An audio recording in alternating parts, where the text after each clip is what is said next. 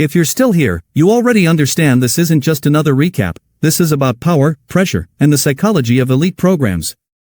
Before we go deeper, hit that like button, subscribe to the channel, and comment below if you believe coaching decisions off the court matter just as much as the ones drawn on the whiteboard, because this story keeps unfolding the deeper you.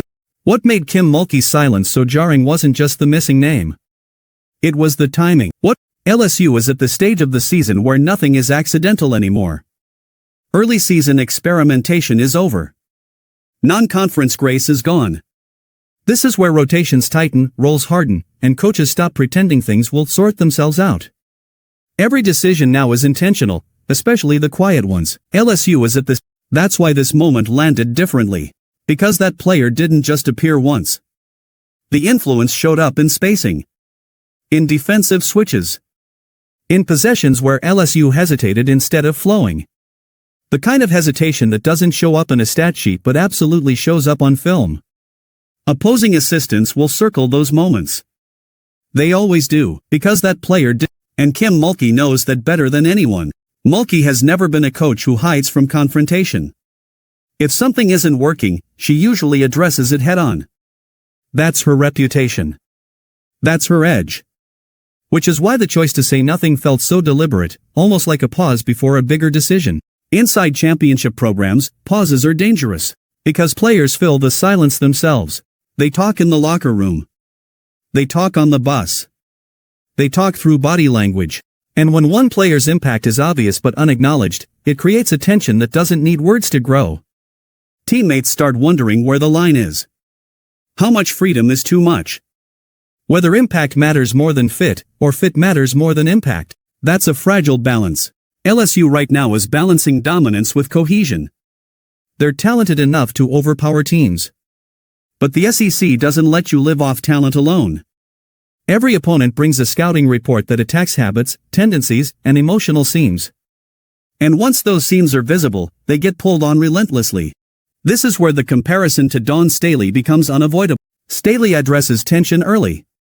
Sometimes quietly. Sometimes publicly. But always decisively.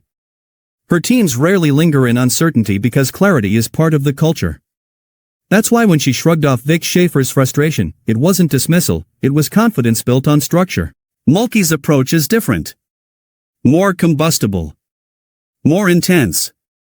And when she goes quiet, it's often because she's recalibrating. The danger is timing. Because LSU doesn't have the luxury of time right now. The SEC schedule doesn't pause for internal adjustments. It stacks pressure on pressure. One tough game bleeds into another. And suddenly, what felt manageable becomes magnified under national attention. Opponents are watching closely. They see when LSU's rhythm changes. They see when substitutions feel reactive instead of proactive. They see when a player forces decisions instead of fitting into them. And they'll test it again. And again. And again. That's how the SEC works. This is also why Kim Mulkey's silence may have been as much about protection as control. Protecting the locker room. Protecting confidence.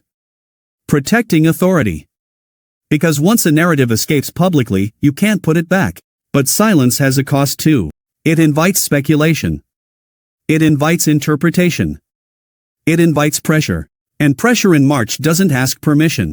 If that unnamed player continues to disrupt games, positively or negatively, the conversation will surface whether Mulkey wants it to or not. Media will push harder. Fans will connect dots. Opponents will plan around it. At that point, silence stops being strategy and starts being risk. That's why this moment matters beyond one game, one quote, or one press conference. It's a snapshot of a program navigating the hardest part of success, maintaining internal clarity when the outside world expects dominance. And this is where seasons quietly turn. Not on a buzzer beater. Not on a highlight. But on whether uncertainty gets resolved or Now it's your Do you think Kim Mulkey is buying time with her silence, or creating a bigger issue down the road? Drop your thoughts in the comments, like the video if you caught this tension live, subscribe for more SEC deep dives, and stay locked in, because the next chapter of this story won't be quiet at all. And this is where the story really leaves us. Because in the SEC, nothing stays hidden for long. Silence gets tested. Tension gets targeted. And every unanswered question eventually gets asked, not by reporters, but by opponents who sense vulnerability. Kim Mulkey's decision not to say that name wasn't random. It was a choice. A calculated pause in a season where there's no room for hesitation. Whether that pause becomes a reset or a crack will be decided on the floor, possession by possession, game by game. We've now seen 3 different responses to pressure in this league. One coach vents it. One shrugs it off. And one lets the silence speak.